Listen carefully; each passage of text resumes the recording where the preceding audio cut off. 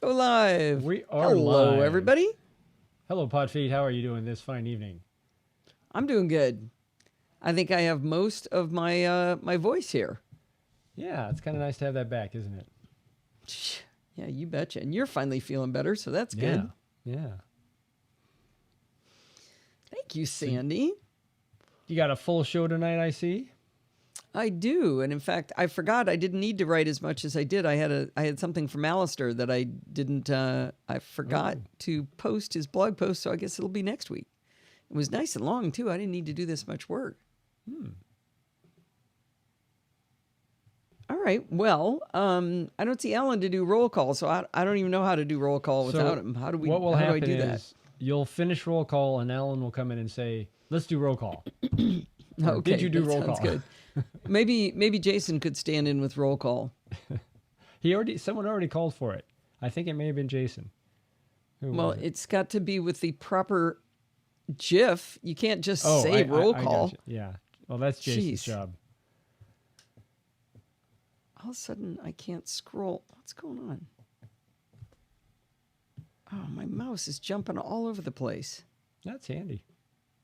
Yeah. Luckily, I don't need to use that very much. I hope. All right. Well, if I'm not going to get a roll call from him, I'm going to have to do it on the fly here. We've got Kevin and Bodie and Jason and Frank and Jill and John and Rose and Mike and Rick and Sandy and Michael. And let's see, I said Rose. We got anybody in the bottom? Oh, we got PDX Kurt is here. Possibly Nuclear John. And a bot. Somebody's in as a bot. Could be anybody in that bot. It could be. All right. All right. I think I'm ready to go. Okay. Oh, let's do a sound check on Mimo. I did not do that. I don't know how to do a sound check on Mimo. So just do a playback on... I'll play back. Okay, here's the music. Yep. I hear that. I assume the Discord folks hear that too. Yeah. Did you hear the jingle, folks, in Discord? Yes. Good. I think we're good to go. I knew they would hear it there. I already tested. All right. I know. I did it all wrong. I tested before you got here. I was too excited. All right. Okay. Here we go. Muting. Oh, Steve muted himself.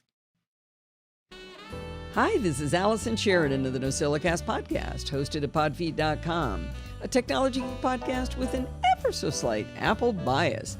Today is Sunday, August 15th, 2021, and this is show number 848. And I have to stop that quickly to do a chapter mark. No, I don't want to enable dictation. What the heck are you doing? Okay, that's not going to work. That's a good catch. Sandy caught What? it. I think you said 848. Oh, thank you. Thank you, because I had it wrong earlier. Good job, Thank Sandy. you. 849. Okay, that's great. When you can't even get into the introduction without screwing up. All right, here we go again.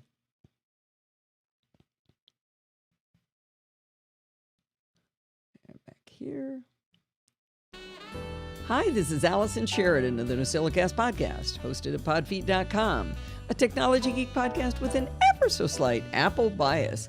Today is Sunday, August 15th, 2021, and this is show number 849. Extra tornadoes? I don't want any tornadoes. Okay, link number 1. There we go. Look good. Looks like it took it. Okay. Yeah, let's do this. All right.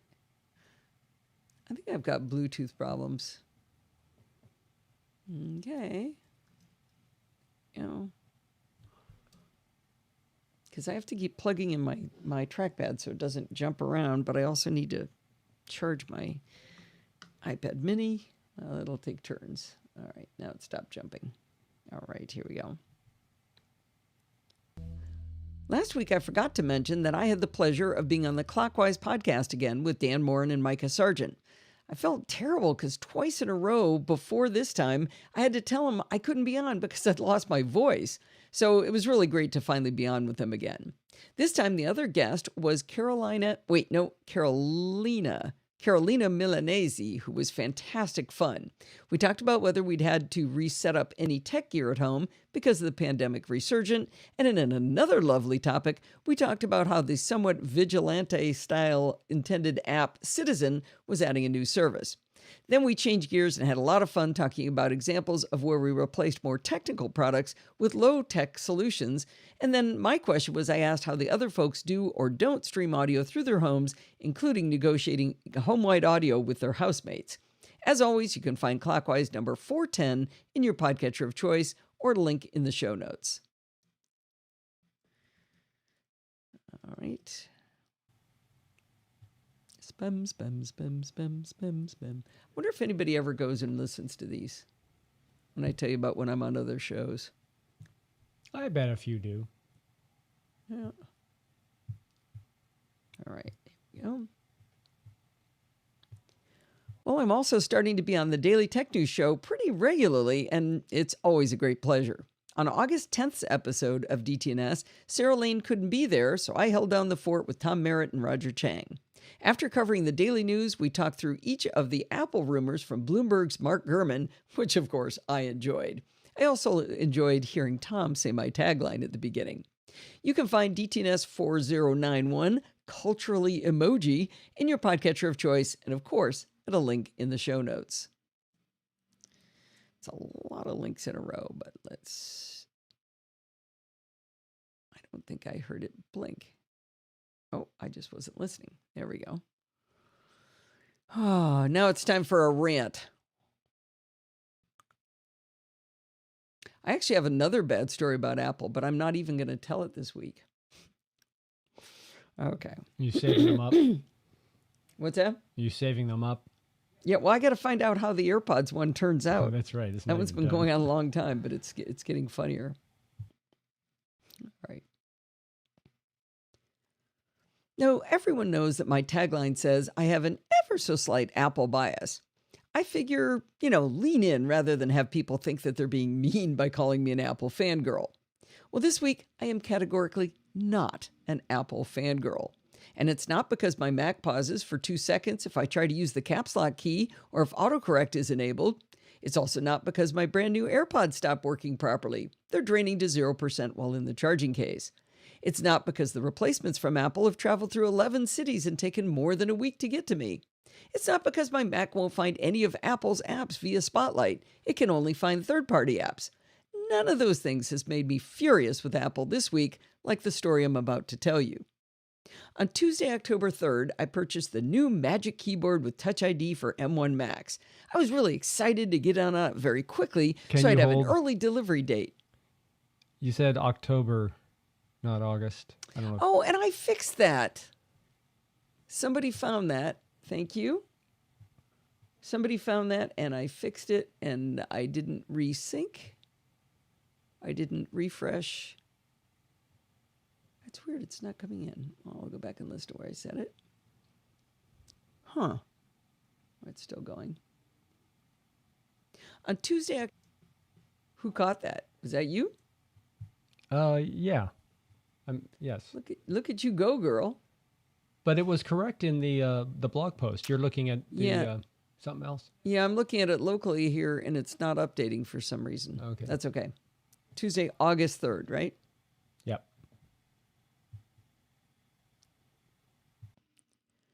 On Tuesday, August 3rd, I purchased the new Magic Keyboard with Touch ID for M1 Macs. I was excited to get on it very quickly, so I'd have an early delivery date because I knew this was going to be a big seller.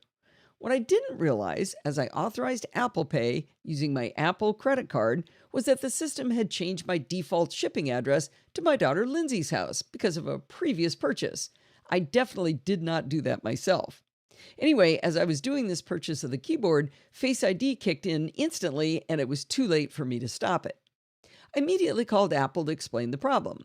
Joel told me this is an easy fix, but it couldn't be fixed until a shipper was identified. I thought that was a little bit weird, but he assured me that he was sending my information to the people who would make the change and that this happens all the time, so not to worry. Well, I did worry because waiting for humans to remember to do something in the future is always fraught with danger. The next day, Wednesday the 4th, I got a notification from Apple confirming my order and that it was still going to Lindsay's house. I called Apple again, and Dante told me not to worry. He said he could see that they were working on it, but that it still didn't have a shipper. I expressed my concern, but he was firm that this would all work out.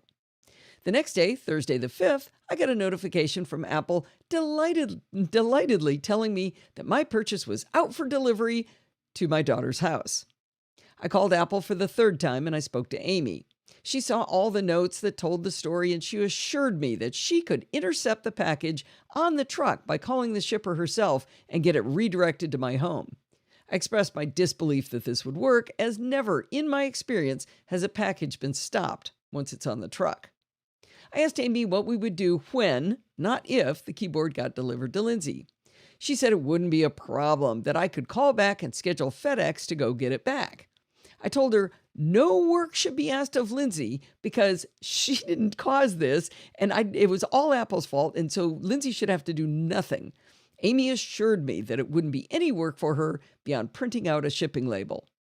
Amy also said she would arrange for another keyboard to be shipped to me. I mentioned how disappointed I was that I wouldn't get it quickly because they're out of stock now, and she assured me that people with this kind of problem get first priority. I told Amy that I felt I should be compensated in some way for the complete mess that Apple had made of this situation, and she offered me a $50 credit. I agreed. That was a good gesture. So, of course, the keyboard got delivered to Lindsay's house that very day. I called back to Apple on Friday the 6th of August, and I spoke to Vess.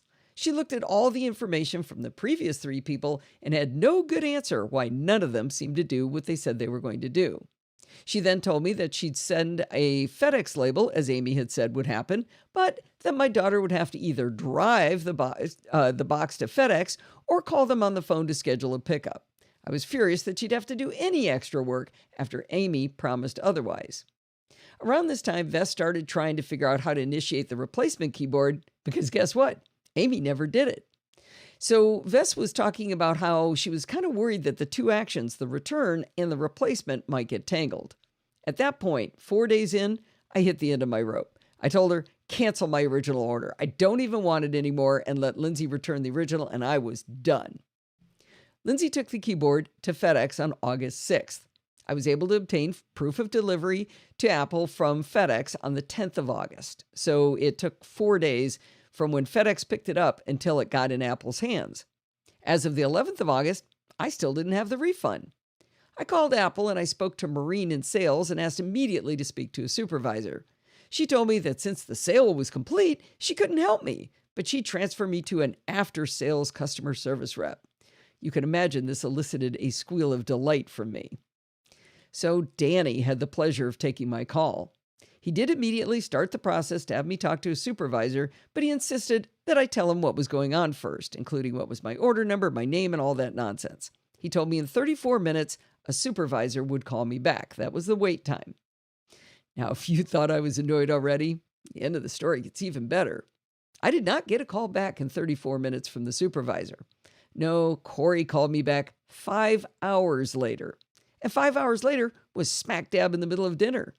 I was quite angry, and Corey said the words a boomer never likes to hear. He said, "Not a problem." Now, I know for the youngsters, not a problem means something different than it means to me, but my reaction was, "Oh, yes, Corey, it actually is a problem. You called 5 hours late in the middle of my dinner." He agreed to call me back in 20 minutes. Now, I do have to say, Corey did call me in precisely 20 minutes, but it was one of the most unsatisfactory calls I've ever had. Corey explained to me that he could see that Apple had indeed refunded the money to my bank. I explained, in possibly not the calmest of tones, that the bank to which he was referring was my Apple Card. He said, "No, Goldman Sachs is your bank." He said it would take another 3 to 5 days for the bank to pay me back.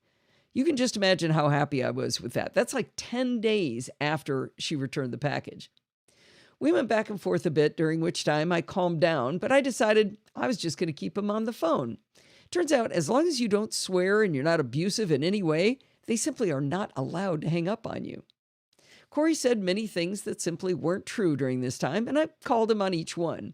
At one point, I asked him if he was going to hang up on me because he seemed to be becoming agitated. I was very calm at this point. He said he would not hang up on me.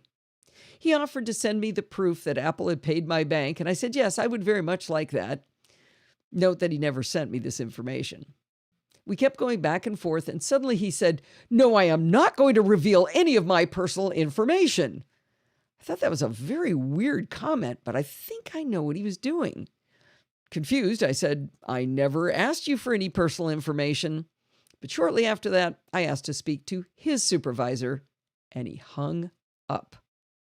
The only thing I can think of is I think that last sentence he put in there about asking about his personal information, he was trying to put that into the record to imply that I had asked for personal information, thereby giving him the allowance to hang up. On Friday, August 13th, 9 days after this debacle began and a full 7 days after Lindsay gave the keyboard to FedEx, Apple refunded me the cost of the keyboard. But they gave me $100, not the $150 the keyboard costs, which means they didn't really give me $50 for my trouble. 6 phone calls, 9 days of annoyance, and I didn't get a keyboard from Apple, and I didn't even get $50. But here's the best part of the story.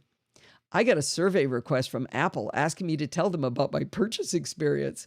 Sadly, they limited me to 4,000 characters, so I just used real small words so they could understand. That I need to read that survey that you fill out. Oh, I think I have a copy of what I wrote because I wrote it up in Ulysses. Yeah, I definitely. I need to go back and check something. I ad-libbed somewhere and I said it was 10 days from when she turned it in. So I'm going to listen for a minute here. Now, I know for the youngsters, not a... Okay, let's see. I explained, and possibly not is your bank. He said it would take another 3 to 5 days for the bank to pay me back. You can just imagine how happy I was with that. That's like 10 days. There it is. I'm just going to cut that a little bit. I think his biggest mistake was not a problem. I actually read an article about words that old people and young people get upset at each other about, and one of them was not a problem, but the other one was thank you. When they hear thank you, they hear thank you. Like they hear that, or no. Is it you're welcome? One of those, because if you say thank you for something, young people will say not a problem. And if a young person says thank you to me, I would say you're welcome. They hear you're welcome. They hear sarcasm. Isn't that interesting? I think tone of voice should count for a lot with this, but apparently it doesn't come across. Well, I was already to be angry with him. You could put a URL in the survey to the blog post. Yeah, I should have. Oh yeah, you've already submitted. I wrote the survey response before this came up. I also tweeted about it. I tweeted the blog post, and Apple responded to me and asked me to DM them, and we chatted a little bit. And they said, well, it's not our department, but we're going to lodge a formal complaint for you. Oh, well, that's good. I'm not sure anything will come of it, but no. It feels better. I'm going to check this cut here just a second. It's for the bank to pay me back. We went back and forth a bit, during which time okay. All right, we're going to have some fun now. I don't know why that didn't go. So we're going to do, you get to hear Nightwise next. Whoops. Did you add a chapter mark? I can't quite see. I'm about to here. Thank you, Steve. Thank you, Kevin. You realize some of you guys can never leave, like you can never stop coming to the live show. Like if Kevin left, what would happen? There would be no chapter marks ever again. If Jill left or Sandy left, you'd never get well-written blog posts because she does does all the proofreading on that. You're welcome. You're welcome. Nice, Jason. That's one of our grandson's favorite movies. Yep. All right. Oh, I got to do a little recording, and then I'm going to put what he says in here. Oh, here it is. Okay, let's cleanse our palates from that and have a fun review by Nightwise. If you haven't heard Nightwise before, you're in for a treat. He's brilliant and has one of the most twisted senses of humor I've ever encountered. Would you agree with that? Yes. He is... very unexpected things come out of his mouth. Sandy said twisted is right. And generally funny. I'm going to play a little bit, and then I'm actually going to talk a fair amount after that. Sorry. Ever encountered. A while ago, friend of the show, Cyberpunk Librarian, told me something about an app called Joplin. It's a cross-platform, self-hosted note-taking application that was supposed to be the bee's knees when it came to note-taking and to-do lists. Well, I was curious, but I dismissed the notion at first because it all smelled a little bit too much like Stallman's sandals. Some technical mumbo-jumbo, some port forwarding, some config editing, and just to get it to play nice with your self-hosted Nextcloud instance, well, no thank you. I'll let technology work for me instead of growing a beard, yelling freedom, and being the retirement's home last standing virgin. But curiosity did get the best of me, and I decided to give it a try. Before that, I'd been mostly taking my notes in OneNote. This cross-platform app does run on all of my operating systems, and the iOS version allows me to merrily scribble down notes and doodles when I'm in a meeting on my iPad. But although OneNote is a fine application, the way it handles pages and notebooks is probably not always the best way. Writing up a note that you can later print to a page in a readable fashion is not always obvious because you have no idea about the virtual size of the paper you are writing on. For that reason, Liz, Okay, I'm going to stop this, but I am going to do a bunch of talking at the end about this because I am in love with this app.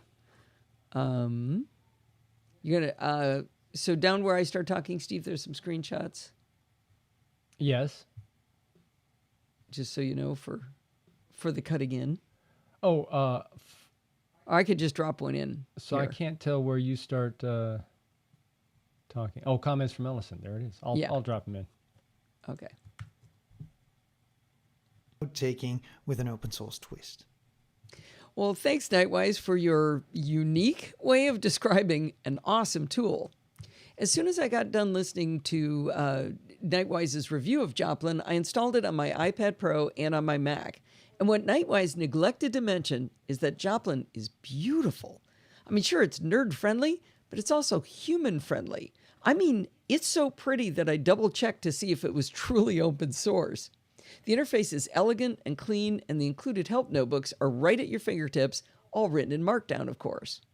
Now, if you're unfamiliar with Markdown, I don't want you to be afraid of it. It's a syntax that allows you to make headings, bullets, numbered lists, italics, underline, bold, and headings. I said headings already. Anyway, in a very simple, human-readable format. For example, an asterisk starts a bulleted list. An underscore on either side of a word makes it italics. You can read it, and it's easy to remember at least the basic syntax, and it renders on the web beautifully. It's worth learning, in my opinion. But now back to Joplin. I have to say I do prefer the Mac version to the iPad version because the Mac version deals better with a widescreen device. On the iPad, the writing pane is full width, which means it's very hard to read what you've written if you've written like big long-form content like I do. You also only see your Markdown view on the iPad, and you have to tap back to see the results of the Markdown formatting. In contrast, on the Mac, you get a two-pane view where you see both your Markdown writing area and the rendered view side by side. That also means the writing area is a nice width for reading. Now remember, I said we both said it was open source. I submitted this as a comment, suggestion to the open source team, and the lead developer actually wrote back and said, yeah, this is something we can look into doing. We might be able to do that on the iPad as well. So when Nightwise said Joplin works in Markdown, I expected it to be just a plain text editor where, all you could put in was text. Like with my favorite writing tool right now is Ulysses, it's just text. There is sort of a janky way you can embed images, but I don't like the way it does it.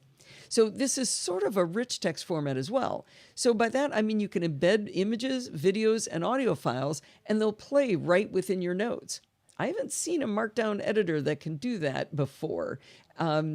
It's real intuitive. You just drag it in and it shows up. It works really well. So I chose the default Dropbox hosting for my Joplin notebooks, but I did take a look at running Joplin on my Synology NAS in a Docker container. I found a terrific step-by-step set of instructions on how to install Joplin on a Synology NAS by a gentleman named Marius Hosting, or his site is called Marius Hosting, but I stopped when it got to the part about setting up port forwarding. I'm sure I'll do this eventually, but I need to walk through the security implications with someone before I do it. Plus, you know what? Dropbox works for me, and I'm not writing up any state secrets. If you've been looking for a beautiful note-taking app that's free and open source and syncs across all your devices through a method of your own choosing, I think Joplin is a terrific option. So you guys, you didn't get to hear it here, but you can even sync Joplin through OneNote, which is kind of cool. If you just had a graphic that showed how well those two integrated.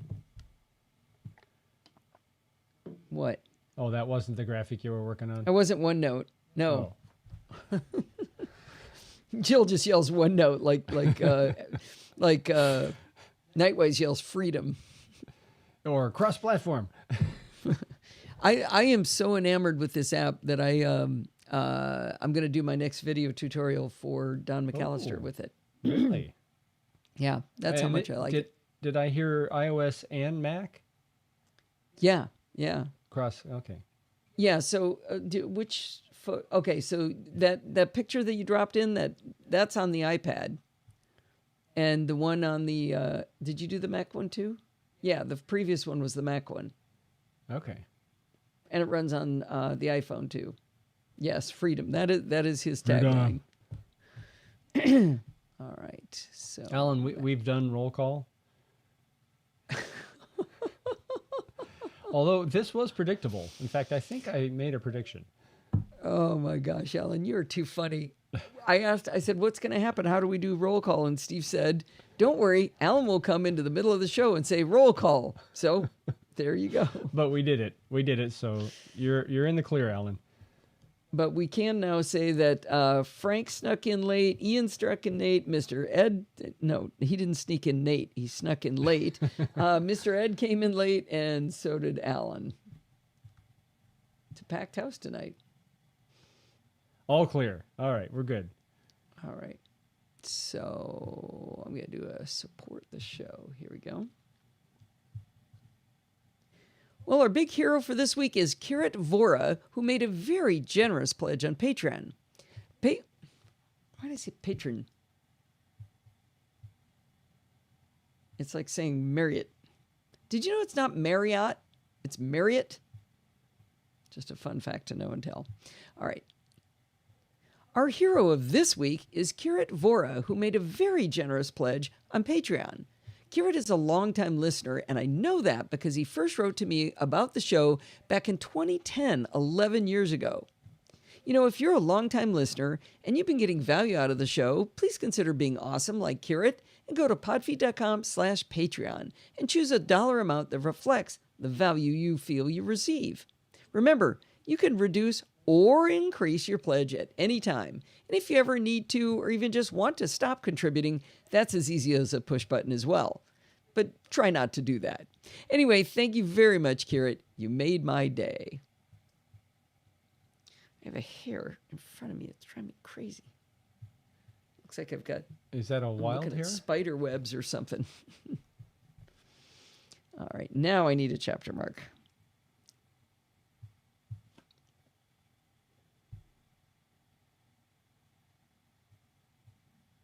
Boop, boop, boop. Yay. Oh, this is the one you are working the logo with. Yeah.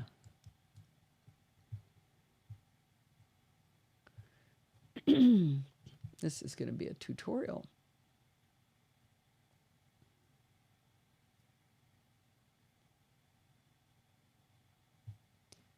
Last year, I wrote an article explaining why I use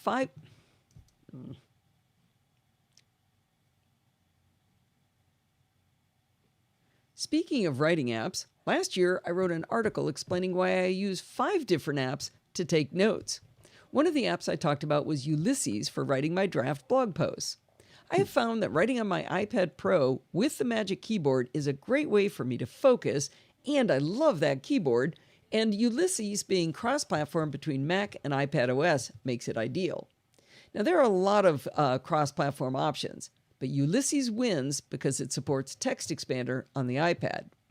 Now, I'm not talking about the Text Expander keyboard for iOS, which works, but it's a little clumsy to have to jump in and out of keyboards. I'm talking about native support within the app with the normal on-screen or external keyboard, just like you can do it on Mac OS. It's glorious, but only if you can figure out how to enable Text Expander with Ulysses. Oddly, this feature does not appear to be very well documented, either from the Text Expander side or from the Ulysses side, and you need to do things in both apps to enable this capability. I find myself wasting a great deal of time trying to figure out how to get this to work, so I decided to write it up for myself and share it with everyone else. The initial setup on the Text Expander side is documented in a support article called Text Expander Enhanced Apps for iOS, 74 and Counting. It's a great blog post if you want to go see what all the apps are that are Text Expander enhanced. The purpose of that article is to tell you how to flip... No.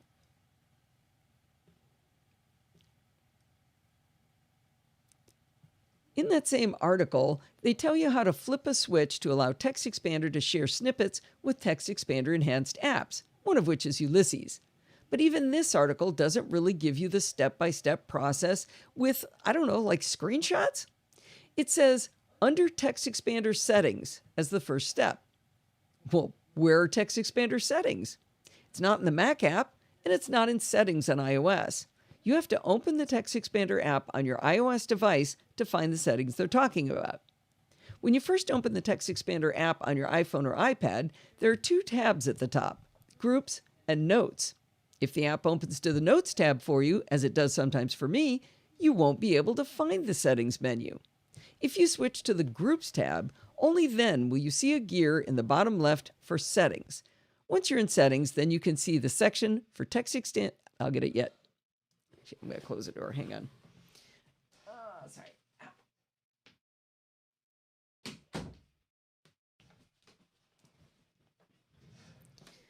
All right. Once you're in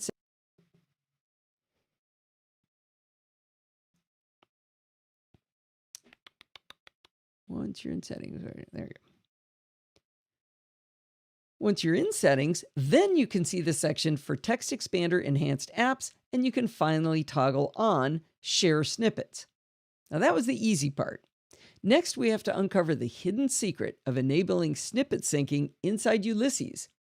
Now, if you've been around for a bit, you know that enabling features is done through some sort of settings screen. Ulysses makes finding settings a bit of an adventure. You might understandably be fooled by the gear in the upper right on the library view, but you can dig into that menu as long as you want, and you won't find the settings to enable Text Expander snippet expansion. Instead, you have to go into a note to get to the settings. How weird is that? Like, you got to open a note. So if you open any new or existing note, you'll see an icon in the upper right that looks like a circle with 3 dots inside it.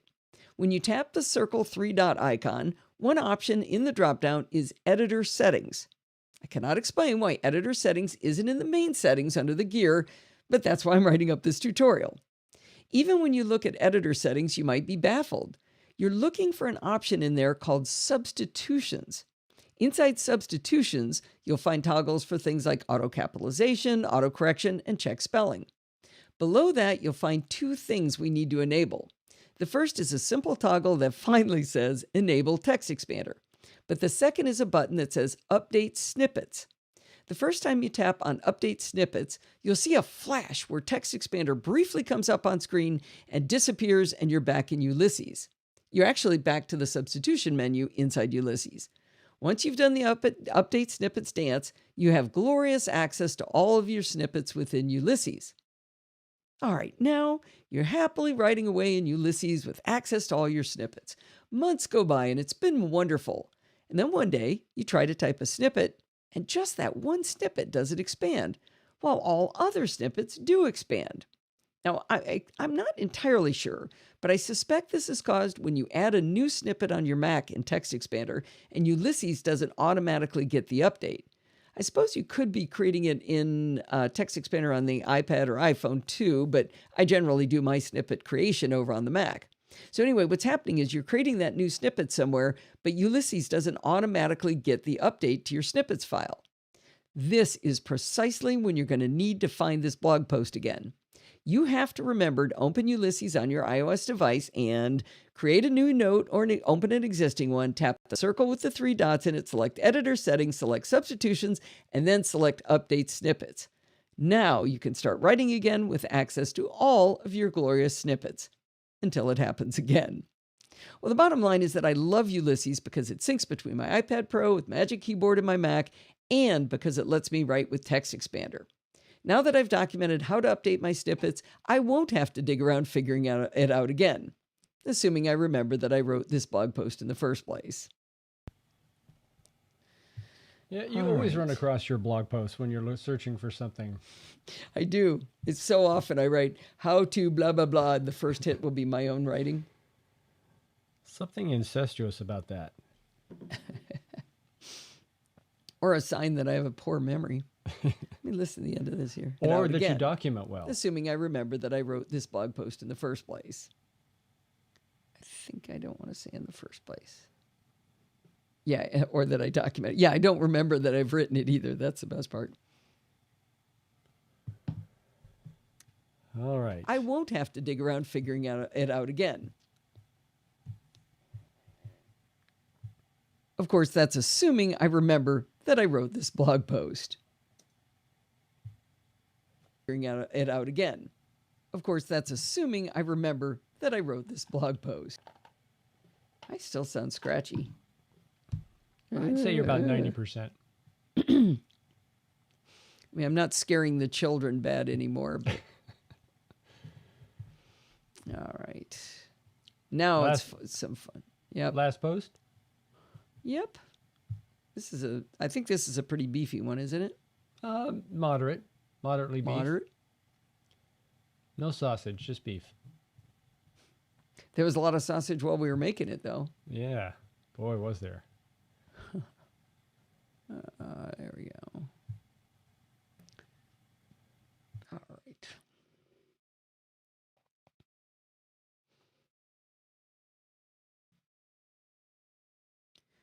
Seven years ago, our daughter Lindsay and her husband Nolan had the very rare opportunity to get seats in the front row right behind home plate at a San Diego Padres game at Petco Park. Before they left, they set up their TiVo to record the game in hopes of getting video of themselves in these amazing seats. It worked, and it was really fun for them to have that recording. Time has marched on, and a few years ago, they stopped using this ancient TiVo, which was actually a hand-me-down from us after we stopped using it. It was a Series 3 HD, which was released in 2008, so it's now 13 years old. Now, they didn't get rid of it because it had that memorable video of the Padres game on it. They asked us whether we might find some way to get that video off of it to save for posterity. Sorry.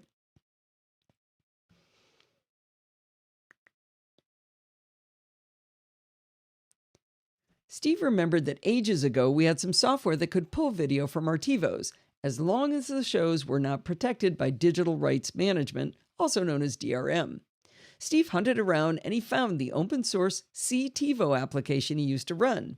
We hooked the TiVo up to our network, found it in the CTivo application, and there was DRM in the recording. So sadly, we couldn't use CTivo to download the video from the TiVo. The next option was to pursue what is affectionately referred to as the analog hole. Since DRM is a digital technology, if instead we used an analog out from the device, then DRM doesn't have any effect. Luckily, there's no such thing as analog rights management. In the old days, we had a giant camcorder that recorded video to VHS-C tapes, which were smallish versions of VHS.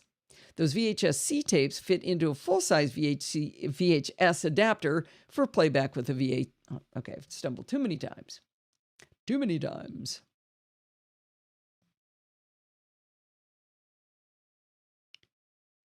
In the old days, we had a giant camcorder that recorded video to VHS-C tapes, which were smallish versions of VHS.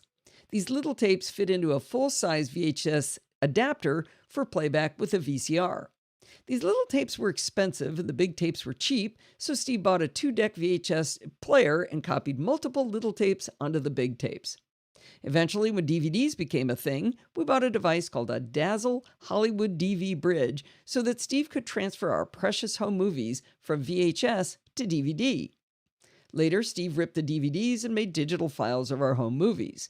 They've been transcoded from VHS-C to VHS to DVD to disc, but they're finally on a medium that isn't allowing them to degrade. Now, I bring that whole story up because this same Hollywood DV bridge would, in theory, allow us to use the analog hole to get the video off of the aged TiVo. To get the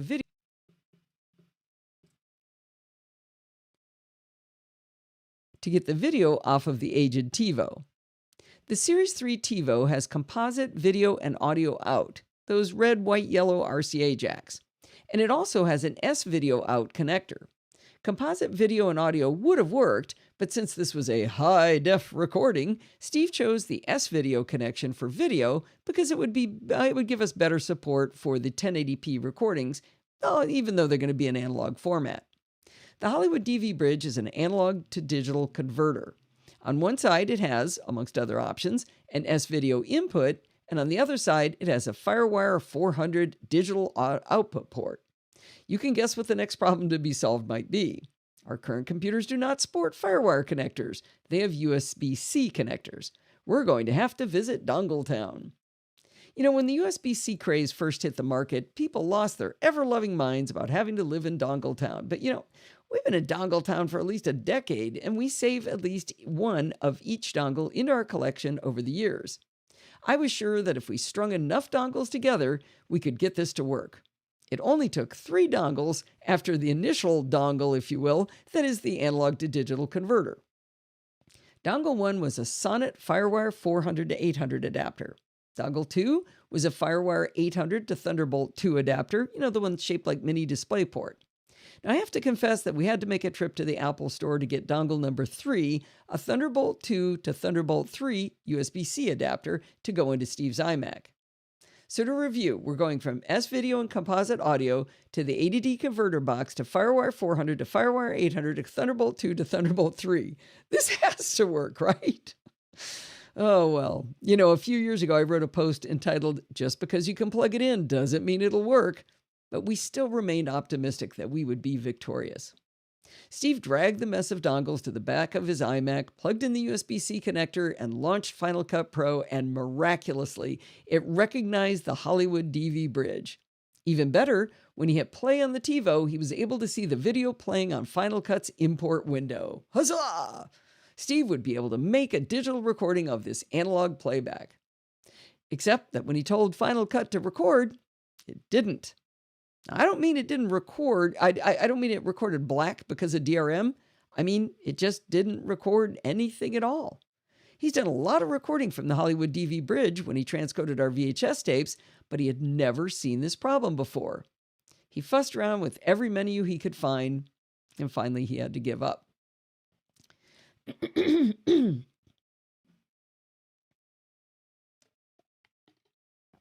You had some dongles going there, Mike?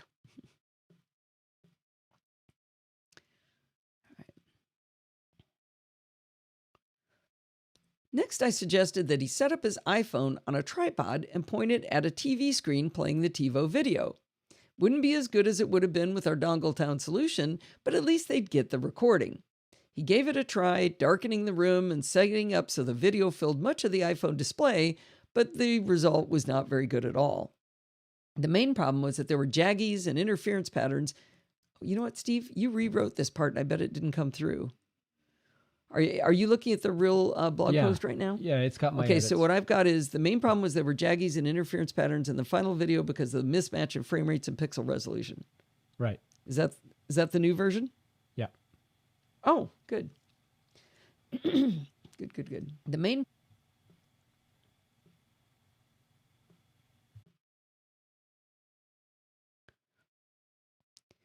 problem was that there were jaggies and interference patterns in the final video because of the mismatch in frame rates and pixel resolutions, but also the iPhone kept trying to autofocus as the scene changed. I really should have thought ahead of time to set up autofocus lock, but the other artifacts were too crummy anyway. Lindsay and Nolan said it was good enough, but Steve wasn't happy with such a low-quality recording, and he was sure there must be a way to do it right. After leaving the project to gather dust for a few weeks, he took another run at it, and he got the idea to post a question in the Final Cut Pro forums to try to figure out why he couldn't record. Very soon after posting, Steve got this response from Tom Wolski, who is a level 10 Apple Final Cut Pro community member. That's the highest level. Tom suggested, try using the QuickTime player. He said, go to File, New Movie Recording. You're probably not getting timecode from the converter, which FCP, or Final Cut Pro, requires. Guess what? It worked. Steve was able to capture the video by creating a new movie recording in QuickTime, and then he was able to open the video for editing in Final Cut. For some reason, the video out of the TiVo was in the wrong aspect ratio, but with a little bit of aspect ratio math, Steve was able to fix it in Final Cut. He edited the hours-long baseball game to around 7 minutes that highlighted Lindsay and Nolan behind home plate. He exported the video and put it on our Plex server with our home movies, and Lindsay and Nolan were delighted with the result. I love this story because so many of my tech adventures seem like they should be super easy, and then everything is so fiddly that it never works. Well, this time the probability of success was so low, and yet everything worked out and our kids have their precious memories. Now, can I interest you in a heavily used 13-year-old Series 3 HD TiVo? We got it right here. It's going cheap. Anyone need one?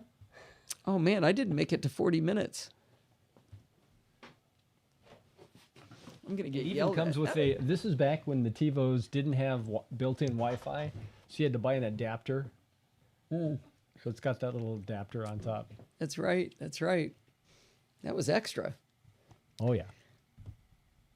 Well, it's gonna be kind of a short show. Yeah. I did 4 articles. I thought 4 would be enough, but oh well. Too bad. I guess I could have done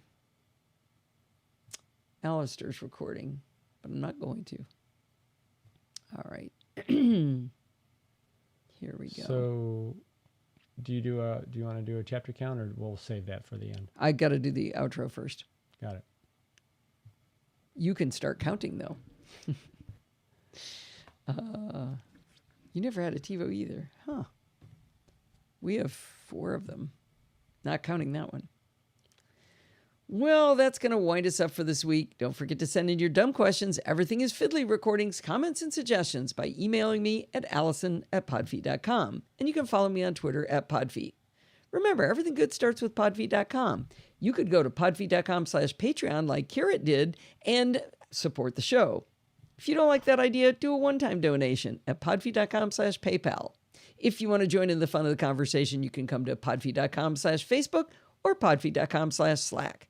And if you want to join the fun of the live show like Bodie did this week, head on over to podfeet.com/live on Sunday nights at 5 p.m. Pacific time and join the friendly and enthusiastic NosillaCastaways. Thanks for listening and stay subscribed. No security bits this week. It's every other week, Ellen. Let's see if this is going to work this week. Okay. I have 1, 2, 3, 4, 5. I have 6. There are 6 There's lights. 6 lights. All right. And we got a... wow. This is a short show. Yeah. What should we do now? How long did you say? 40 minutes? No, I didn't make 40. Wow. It's like 37 minutes. Rick says short's okay, so you're off the hook. You can move. It's the quality. Well, thank you. You can wrap it. I'll have to warn Steven. He always complains if it's under 40.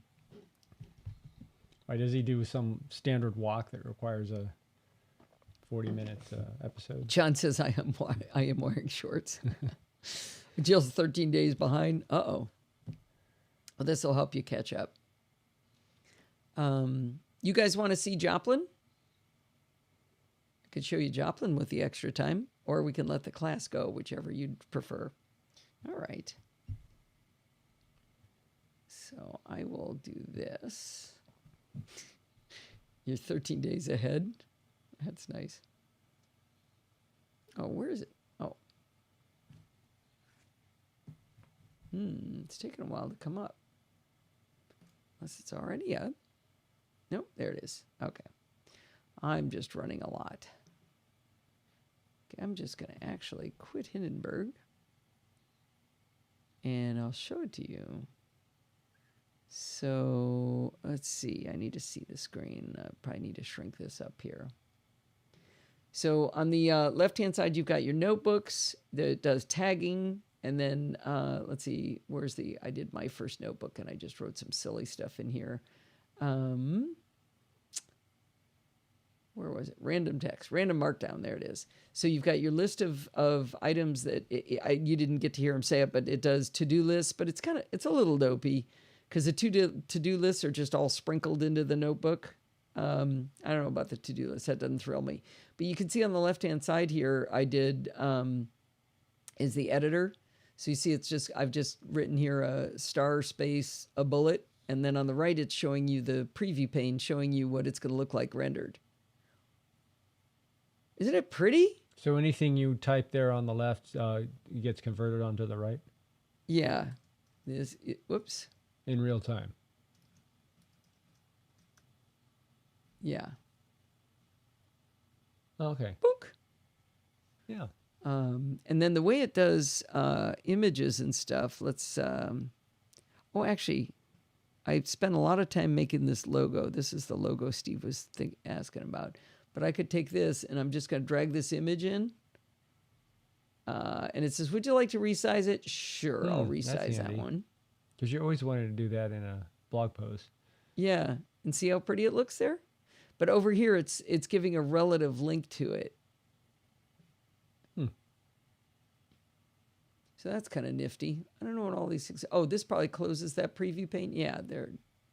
Oh, 3 clicks. Uh-oh, now I can't get it back. Man. Oh, there it is. That was it.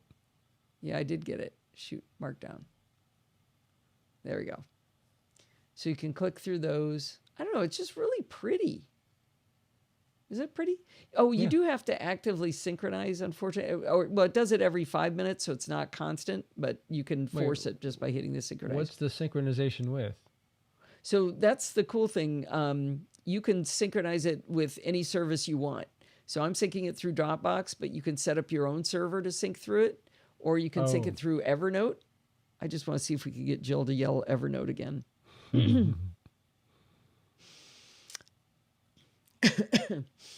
So anyway, I think it's really pretty. Yeah. I like it. That's nice. It's very pleasing to write in. All right. Well, I am going to start uploading the show and stuff.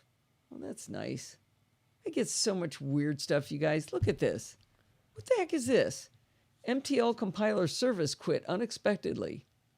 Oh, who's that? Ooh, that's Joplin Helper. Ah. Huh. Let's just go to Apple, so those are no fun. Anyway. All right. I think it's, you could sit and watch me produce the rest of the show if you want. See what else I do after No one this. wants that. No one wants that. Well, it's what I'm going to do next. I don't care what you guys do. If you want to hang out, I'm still here. I'm going to go to Auphonic, and then I'm going to upload the file in theory. Barbecue chicken, John. Barbecue chicken. Oh, yeah, there's a new Ted Lasso we haven't seen, Steve. Oh, that's right. The latest episode. Was it 3? Episode 3? No, 4. Season 2? 4, okay. 4, I think, right? Yeah. Oh, you grilled chicken on the fire? Oh, nice. I bet it smells good there. Am I right? I got to tell you, it was so smoky in Montana that we actually came back and were happy to smell the fresh air of Los Angeles. Star production. Family is loving Ted Lasso. Oh, Ted Lasso's the best. Is anybody not watching Ted Lasso or not watched any of it? I'm curious. Oh, Jason, check it out. Yeah, the best thing I can say about it is it's kind. It's a kind show.